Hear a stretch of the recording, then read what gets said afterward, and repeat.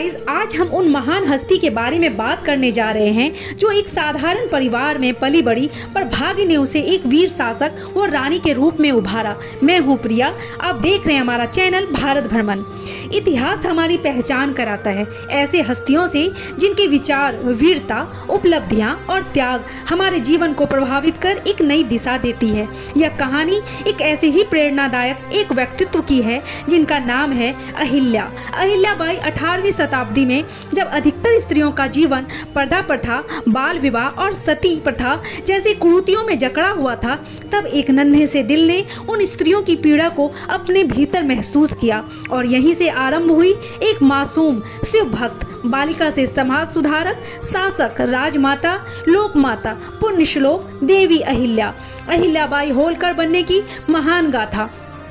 इस अद्भुत सफर की शुरुआत हुई थी महाराष्ट्र के एक छोटे से गांव चौंडी में जन्मी मंकोजी शिंदे एवं सुशीलाबाई की लाडली संतान अहिल्याबाई। मंकोजी बहुत ही विद्वान थे, जिस वजह से जहां लड़कियों की हर चीज पे रोका टोका जाता था, वहीं मंकोजी अपनी अहिल्या को हमेशा आगे बढ़ने की प्रेरणा देती थे। कभी ये महसूस नहीं होने दिया कि वो एक लड़की है या लड़कियां किसी से कम होती है। मंकोजी अपनी बेटी अहिल्या को ऊंची शिक्षा, ऊंचे संस्कार, अदब बचपन में ही पहचान करा दी। अहिल्या बचपन से ही दया भाव वाली थी। उनकी यही दया भाव और आकर्षक छवि उनके जीवन को प्रेरणादायक बनाती है। अहिल्या बचपन से ही बहुत बड़ी शिव भक्त भी थी, जरूरतमंदों के लिए हमेशा खड़ी रहती थी। इसी दरमियान जब अहिल्या एक गरीब की मदद कर रही थी, इत्तेफाक से राजा मल्हार राव होलकर पुणे जा रहे थे और छोटी सी जान को गरीबों की मदद करते देख वो भाव विभोर हो गए और सैनिकों से उनके बारे में पता लगाने को कहा कि ये कौन है, इतनी सी उम्र में इतनी संस्कारी तेजवान कन्या। जब पता लगाने को कहा तो फौरन ही मल्हार राव होलकर अहिल्या के पिता से अपने बेटे खंडे राव के लिए अहिल्या का हाथ मांग लिया। उस समय अहिल्याबाई की उम्र महज 8 वर्ष की थी। वो 8 वर्ष की आयु में ही मराठा साम्राज्य की रानी बन गई।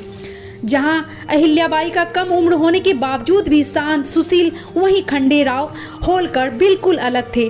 अहिल्याबाई ने खंडे राव को शिक्षा प्राप्त हेतु हमेशा मदद की। युद्ध प्रशिक्षण आदि सभी कार्यों में उनकी सहपाठी बनकर हमेशा मदद की। अहिल्या की शादी के 10 साल बाद यानी 1745 में उन्होंने माले राव के रूप में पुत्र को जन्म दिया। पुनः 3 साल बाद 1748 में एक पुत्री मुक्तिबाई के नाम से जन्म दिया। अहिल्याबाई अपने पति खंडे राव के राज कार्यों में भी साथ दिया करती थी। अहिल्या अपने परिवार के साथ काफ़ी सुखमय जीवन बिता रही थी कि एक खबर ने अहिल्या के जीवन को झकझोर के रख दिया। 1554 में उनके पति खंडे राव होलकर का देहांत हो गया। वो इस कदर टूट गई थी कि वो अपने आप को ही भूल गई। वो संत बनने का फैसला लिया, पर मल्हार राव यानी उनके ससुर बेहद प्यार करते थे। मल्हार राव होलकर यानी उनके ससुर अहिल्या को कभी भी बहू नहीं माना, बल्कि बेटी से भी बढ़कर माना। जब उन्हें ये बातें पता चली कि अहिल्या संत बनने जा रही हैं, इस फैसले को रोकने के लिए दौड़े दौड़े आए और अहिल्या को राज की दुहाई देकर उन्हें संत बनने के फैसले से रोका। ससुर की बातें मानकर अहिल्याबाई ने अपने राज के प्रति सोचते हुए आगे बढ़ी, लेकिन परेशानियां और मुश्किलें कहाँ कम होनी थी।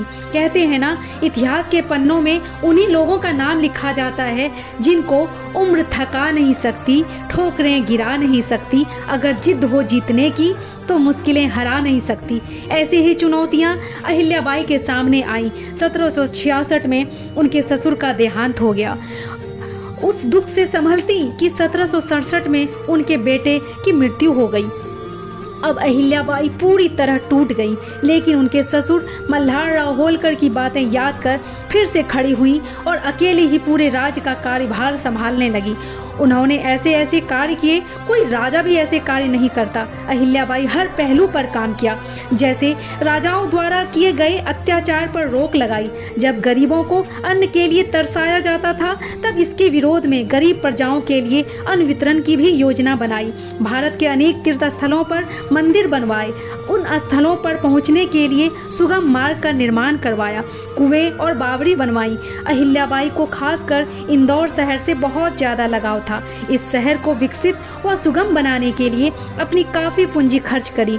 यही कारण है कि लोग भादो कृष्ण पक्ष की चतुर्दशी को इंदौर वासी अहिल्या उत्सव मनाया करते हैं। अहिल्याबाई होलकर हमेशा अंधियारे को खत्म करने का प्रयास किया। उन्होंने अपने जीवन को दूसरों की भलाई के लिए समर्पित किया।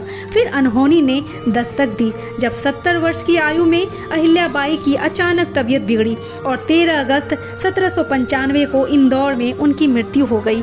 उनके अच्छे विचारों कार्यों के कारण ही माता के रूप में पूजी जाती हैं। उन्हें देवी का अवतार कहा जाता है। उनके मृत्यु उपरांत सारा कार्यभार उनके विश्वासी तुकोजी राव होलकर ने संभाला।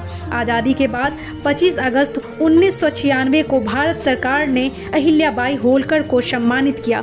उनके नाम से डाक टिकट बनवाई और उनके नाम पर ही अवार्ड भी जारी किया। अंततः मैं ये कहना चाहूँगी हर वो नारी से जो ये कहती हैं कि मैं कमज़ोर हूँ, लाचार हूँ, मेरी ज़िंदगी में बहुत मुश्किलें हैं, एक बार अहिल्याबाई के बारे में ज़रूर देखें और सीखें कि मुश्किलें तो आती जाती रहती हैं। अपनी नारी शक्ति को पहचानें और आगे बढ़ें। अगर मेरी बातें थोड़ी भी प्रेरणादायक लगे तो मेरे चैनल को जरूर सब्सक्राइब करें, लाइक करें और शेयर करें ताकि ऐसे ही प्रेरणादायक व ऐतिहासिक वीडियो आप तक पहुंचती रहे। तब तक के लिए आज्ञा दीजिए। Bye bye.